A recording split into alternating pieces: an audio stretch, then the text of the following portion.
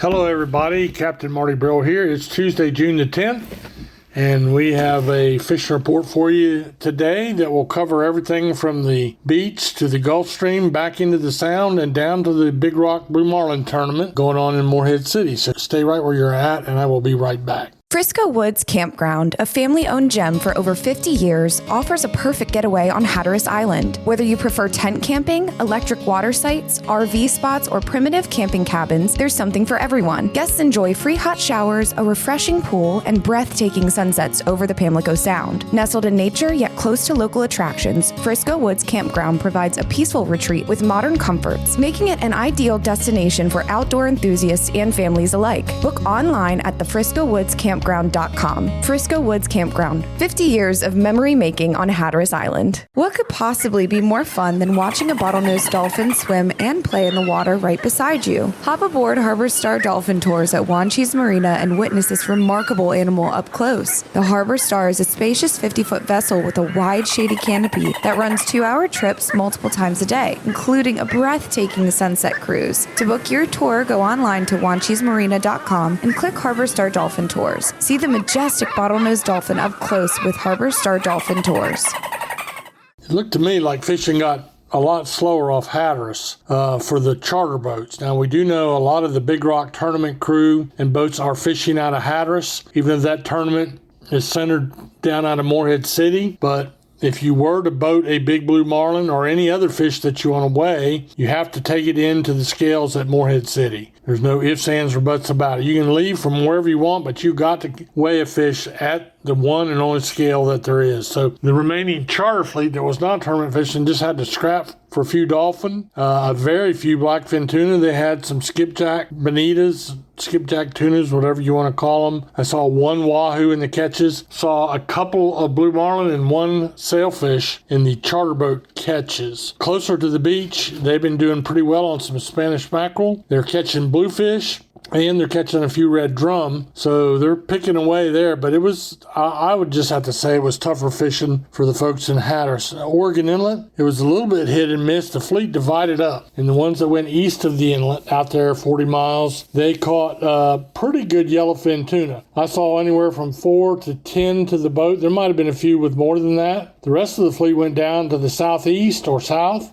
and they caught limits. A few of them down there caught limits of mahi or dolphin. And then I do see these catches of tilefish. Anytime I see tilefish in an Oregon Inlet catch, I know that that's a plan B fallback type fishery. But thank goodness that they're there, because number one, the charter loves dropping a line down to the bottom. And number two, they're really, really good to eat. So that's something to keep in mind. Around the inlet, I know they had some bluefish. They had some good Spanish mackerel catches. And there was at least 2 cobia caught that I heard of yesterday. So you got that going on. Again, they're fishing as well, as not as good as it has been the last few days. Pier fishing and surf fishing do remain almost the same. I don't mean to be a broken record about that. There's some good stuff going on. Jeanette's Pier had bluefish all day. Bluefish, when you go fishing, the main thing you want on a pier is a bite. And the bluefish are quick to accommodate you. Small bluefish are really good to eat if you keep them cold. Fillet them, skin them, fry them. Really good. They also had some bluefish and Spanish mackerel and sea mullet further up the beach on the piers that were further up the beach. In the surf, down at Ocracoke, a good bite on red drum and bluefish. And Hatteras Island continues to see some of those nice pompano, some sea mullet, a few bluefish down there, and a few puppy drum. And the northern beaches had bluefish, spot, sea mullet, croakers, and a few sheephead. So we're glad to hear about all that. Now we're going to take a little break, and I'll be back to talk to you about the excellent fishing we're seeing in the backcountry. Surrounded by water, Currituck and the people of the Outer Banks have been shaped and defined by its rich and coastal maritime history. The Currituck Maritime Museum tells the story of Currituck's boat-building forefathers, their remarkable craft, and the legacy they left behind on how to live life and thrive on the waters of the Outer Banks. Discover the Maritime Museum in historic Corolla Park, across the street from the Currituck Beach Lighthouse, and visit us online at currituckmaritimemuseum.com. Be a part of the local history at the Currituck Maritime Museum. So in the backcountry, mostly it's in the Pamlico Sound right now, but there's a little bit of stuff going on almost everywhere. They're catching some catfish in our brackish areas, and we're seeing more and more of them up in the Albemarle Sound, the Alligator River, places like that. There's also been a good drum bite out in the sound, and the bigger drum are being caught now, along with some yearlings and some puppy drum that are in the slot where you can keep one of those. Speckled trout bite is still good, although the season is still closed. But between the drum and the speckled trout, you're going to stay busy. There's also some bluefish being caught out there, the 2 to 6 pounders that are so popular to catch on light tackle. So all that is good, and we've been talking about that almost every day. But the other two things I want to talk about, first of all, the Big Rock tournament. I think we had 45 boats fishing yesterday, which is about a fourth of the fleet, and they had no fish weighed. No blue marlin were weighed. The only dolphin weighed was 14 pounds. They didn't weigh a wahoo or a tuna.